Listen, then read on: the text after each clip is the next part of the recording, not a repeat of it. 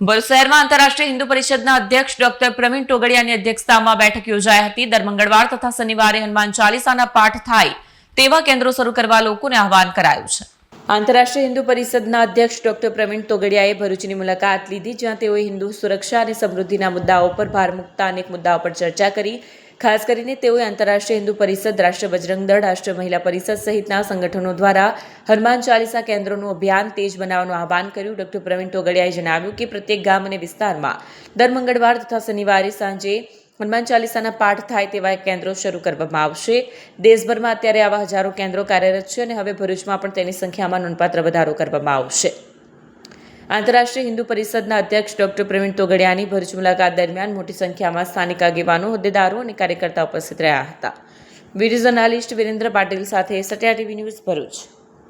આંતરરાષ્ટ્રીય હિન્દુ પરિષદ, રાષ્ટ્રીય બજરંગ દળ, રાષ્ટ્રીય મહિલા પરિષદ સહિતની ચારો સંગઠનો દ્વારા દેશભરમાં ગામડે ગામડે અને શહેરોના ખૂણે ખૂણે મંગળ શનિવાર સાંજે સામૂહિક હનુમાન ચાલીસા શરૂ કર્યા છે। આ હનુમાન ચાલીસાની મદદથી લગભગ 1 કરોડ કુટુંબ, એક હનુમાન ચાલીસા 100થી વધારે કુટુંબને એમના ઘરની અંદર રોગ મુક્ત રહેવા માટે શું કરવું, સુખી થવા માટે શું કરવું એ સમજાવશે અને એની ટ્રેનિંગ આપશે।